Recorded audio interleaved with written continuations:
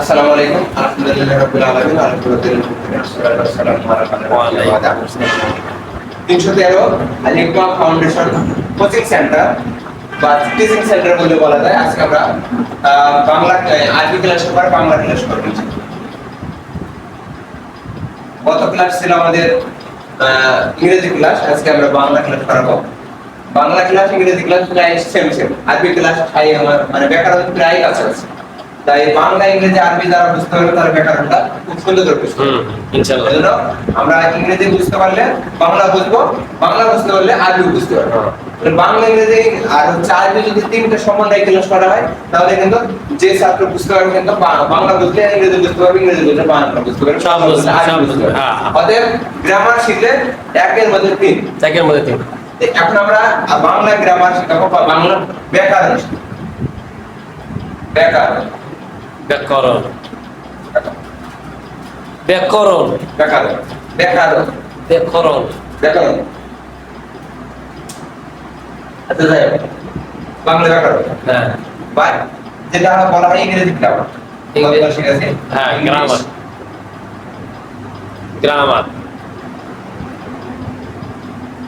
কতটা শিখাতে হবে ইংরেজি গ্রামার। ইংলিশ গ্রামার ইংরেজি গ্রামার মানে ইংরেজি ব্যাকরণ, ইংরেজি ব্যাকরণ আর বাংলা ব্যাকরণ মানে বাংলা ব্যাকরণ। হ্যাঁ তাহলে গতদিন আমি বাংলা ব্যাকরণের হচ্ছে সেন্টেন্স শিখেছিলাম।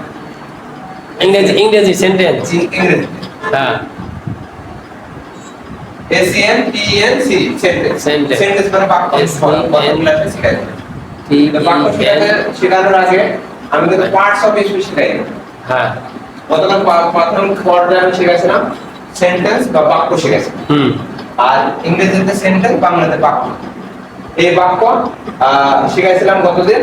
বাক্যটা পরিপূর্ণ শিখাইনি, গত সামনের ক্লাসে আমি বাক্যটা বা সেন্টেন্স পুরোপুরি শেখাবো ইনশাআল্লাহ। তো আজকে যেহেতু আমাদের বাংলা ক্লাস, সেহেতু আমি বাংলা ব্যাকরণ থেকে পার্টস অফ স্পিচ শিখাবো। Parts of parts speech, parts of speech, space parts of P A SPECH S P E double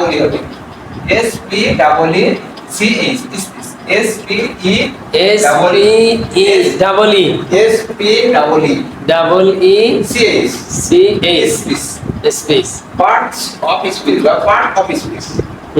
part of speech এর আরটা হচ্ছে উচ্চ থাকবে, যেমন মুখ বর্ণ বলা হয়। মুখ বর্ণ মানে উচ্চ বা অস্পষ্ট বর্ণ, যেটা লেখায় দেখায় কিন্তু উচ্চারণে আসে না। ওই যেমন আরবিতে মাহজুব মানে উজ্জ্বল মাহাজুব মানে যেমন আরবিতে মাহাজুব, মাহাজুব মানে উজ্জ্বল বা অস্পষ্ট বা মুখ বর্ণ বা গোপন থাকে, এটা আমার লেখায় দেখাবে কিন্তু উচ্চারণে আসবে না। এটা পার্ট অফ স্পিচ বলে।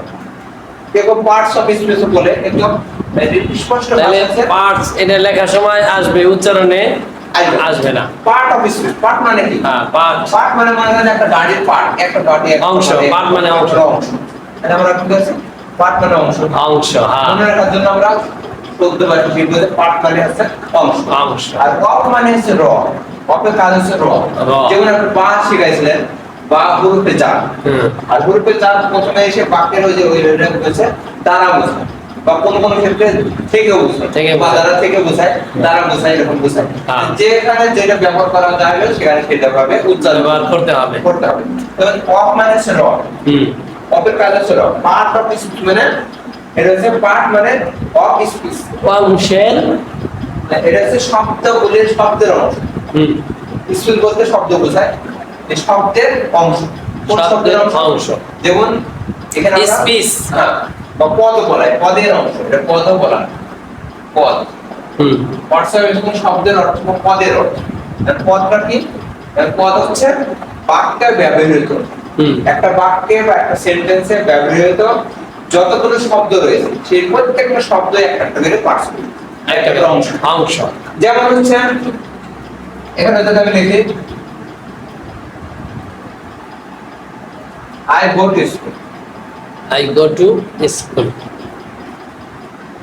I go to school, SCH I যাই, I go to school, I go to school, আমি স্কুলে যাই। হুম। এখন আমি ইংরেজি এবং হচ্ছে বাংলা সম্বন্ধ করছি, এই কারণে বোঝার সুবিধা। বোঝার সুবিধার্থে তাহলে তাহলে তো এই করতে হবে, আরবিও করতে হবে। আরবি পড়তে হবে। আই গো টু স্কুল, তাহলে আই গো টু স্কুলে আমি বাংলাতে বললাম আমি স্কুলে যাই, তাহলে বাংলাটাই আরবিতে করলে আই গো টু স্কুল হয়ে যায়। তাহলে আরবি করলে কেন অসুবিধা হইব? আরবি করলে কি হবে? এটা হলো আনা আযহাবু ইলাল ইলাল মাদ্রাসা। মাদ্রাসা, মানে আজহাবু ইলাল মাদ্রাসা। আনা না লিখলে হবে আযহাবু ইলাল মাদ্রাসা। আরবিতে লিখতেই আরবিতে লিখে দাও।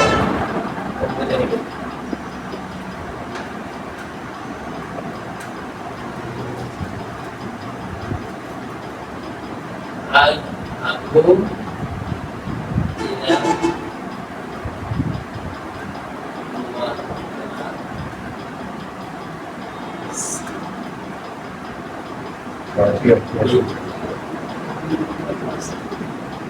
আযহাবু ইলাল মাদ্রাসা। আজহাবু ইলাল মাদ্রাসা। তাহলে আযহাবু আমি যাই ইলা দিকে মাদ্রাসা। মাদ্রাসার দিকে। কথায় মাদ্রাসা। হুম। তাহলে আমরা ইংরেজি যদি করি, ইংলিশে আই গো টু স্কুল, আমি স্কুলে যাই। I go to বাংলাতে school, যদি আমরা করি আমি স্কুলে যাই। স্কুলে যাই। আর আরবিতে যদি করি আযহাবু ইলাল মাদ্রাসা। আযহাবু মানে হচ্ছে আমি যাই, ইলা মানে দিকে, আর মাদ্রাসা মানে মাদ্রাসা। মানে মাদ্রাসার দিকে যাই বা মাদ্রাসায় যাই। হ্যাঁ। তাহলে আমরা এখানে তিনটা হচ্ছে বাক্য শিখলাম। এটা হচ্ছে সেন্টেন্স শিখলাম, একটা বাক্য শিখলাম এবং জুমলা বা কালিমা শিখলাম। হ্যাঁ, জুমলা বা কালিমা শিখলাম। তাহলে দেখেন যে আমি শেখাচ্ছি পার্ট অফ স্পিচ, মানে একটি বাক্যে বা একটি সেন্টেন্সে বা একটি জুমলাতে যতগুলো পদ রয়েছে প্রত্যেকটি পদ একটা করে পার্ট, একটা করে পা। বা একটা করে অংশ। যেমন এই বাক্যে একটা অংশ, আই একটা অংশ, আয় একটা অংশ, ও একটা অংশ, তো একটা অংশ, স্কুল আমি একটা অংশ, স্কুল একটা অংশ, ঝাই একটা অংশ, আজাব একটা অংশ, ইলা একটা অংশ, মাদ্রাসা একটা অংশ। তাহলে প্রত্যেকটা অংশকে একটা করে পার্ট অফ স্পিচ বলা হয়। Part of speech. Speech space, space, speech মানে ফাঁকা জায়গা, স্পেস। তাহলে পার্ট অফ স্পিচ মানে পদ। Part of speech. তাহলে এই পার্ট অফ স্পিচ হচ্ছে আমি শিখলে এখন যে বুঝলাম ক্লিয়ার। পার্ট অফ স্পিচ কাকে বলা যায়? বাক্যের ব্যবহৃত অংশকে শব্দকে এক একটি পার্ট বা অংশ বা পার্ট অফ স্পিচ বলা হয়। Part of speech. এখন আমি এটা পার্ট অফ স্পিচ বোঝালাম। তবে এখানে একটা করণীয় কাজ হচ্ছে, পার্ট অফ স্পিচে বাংলাতে এবং ইংরেজিতে এবং আরবিতে কিছু পার্থক্য রয়েছে। যেমন বাংলাতে 5টি পার্ট অফ স্পিচ, 5টি করা হয়েছে, ইংরেজিতে 8টি করা হয়েছে। আর আরবিটা আমি যেহেতু আরবিটা ওই সম্পর্কে ধারণা নেই, আরবিটা আমি ক্লাস নিয়ে নেই। তাহলে বাংলাতে পার্ট অফ স্পিচ কয় প্রকার পেলাম? 5 প্রকার। 5 প্রকার। বাংলা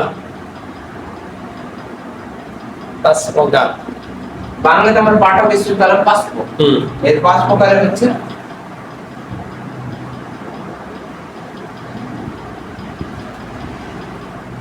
বিশেষ্য, বিশেষ্য, বিশেষ্য, যেটাকে আরবিতে বলা হয় এসেম, এসেম, আর ইংরেজিতে বলা হয় নাউন। Noun, noun, noun. নাউনকে বলা হয় বিশেষ্য। হ্যাঁ, নাউন। যেমন রহিম, করিম, সালাম, বদর, হ্যাঁ, জাফর, বদর, এগুলো হচ্ছে জাফর, এসেম, বিশেষ্য বা নাউন। তারপর হচ্ছে বিশেষণ, বিশেষণ, বিশেষণ, বিশেষণ, আর একটা হচ্ছে বিশেষণ। তার মানে বিশেষণ বোঝাতে কাকে বোঝায়?